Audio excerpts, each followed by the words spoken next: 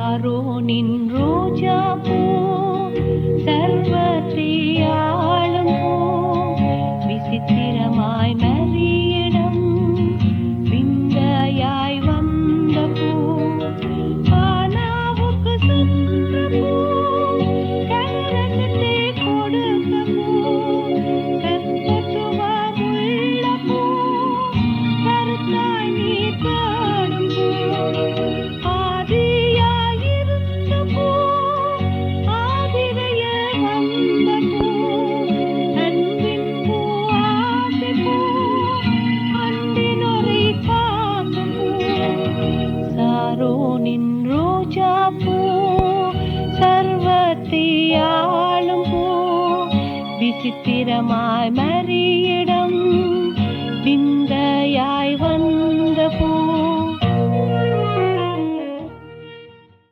கர்த்தருக்குள் அன்பானவர்களே, அனுதினமும் கிறிஸ்துவுடன் தியான வேலைக்கு உங்களை அன்புடன் அழைக்கிறோம்.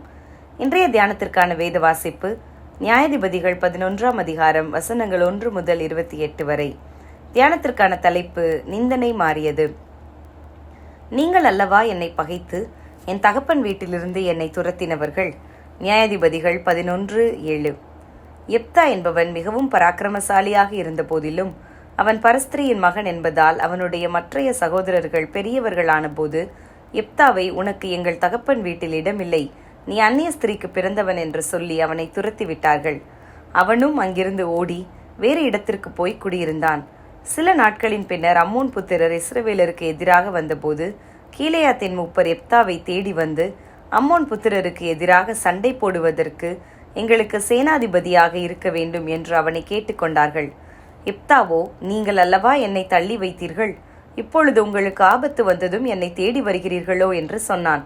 அம்மோன் புத்திரரின் கையில் இருந்து உங்களை விடுவிக்கும்படிக்கு கர்த்தர் எனக்கு உதவினால் என்னை தலைவனாக வைத்துக் கொள்வீர்களா என்று அவர்களோடே பேரம் பேசினான். அவர்களும் அதற்கு சம்மதித்தனர். நிந்திக்கப்பட்டு தள்ளப்பட்ட அதே இடத்தில் இப்போது தனக்கு ஒரு அங்கீகாரம் கிடைக்கிறது என்பதை அறிந்த எப்தா, தான் பராக்கிரமசாலிதானே, தன் பலத்தால் அவர்களை வென்றுவிடலாம் என்று எண்ணி புறப்பட்டு போகவில்லை. அவன் எல்லா காரியத்தையும் முதலிலே மிஸ்பாவிலே தேவனிடத்தில் சொன்னான் என்று காண்கிறோம். அவன் தன் பலத்தை அல்ல, தேவனே அம்மோனியரின் கையில் தனக்கு வெற்றியை கொடுக்க வல்லவர் என்பதை நம்பினான். இன்று நம்மில் யாராவது நிந்திக்கப்பட்டு குற்றம் சுமத்தப்பட்டு புறக்கணிக்கப்பட்டு இருக்கிறோமோ?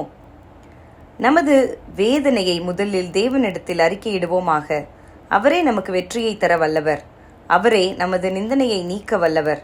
நமது சொந்த பலத்தையோ சுய புத்தியையோ சாராதிருப்போமாக. கர்த்தரையே முற்றிலுமாய் நம்பி அவரிடம் நமது நிலைமையை சொல்லும்போது அவர் நியாயம் கிடைக்க செய்வார். அவரே நமக்காக யுத்தம் செய்கிறவர்.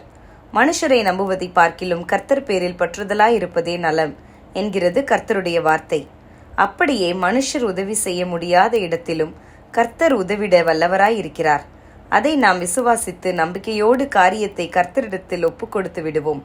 அவரே காரியத்தை வாய்க்க பண்ணுவார். நம்மை ஒதுக்கினவர்களே நம்மை தேடி வரும்படி கர்த்தர் செய்வார். அவரை நம்புவோமாக. ஜெபம் செய்வோமா? அன்பின் தேவனே, எங்கள் சிறுமையையும் இயலாமை பார்த்து மனிதர்கள் புறந்தள்ளலாம். புழுதியிலிருந்தும் குப்பையிலிருந்தும் நீர் எங்களை தூக்கி எடுத்தீரே, உம்மையே நாங்கள் உயர்த்துகிறோம் ஆண்டவரே. ஆமேன்.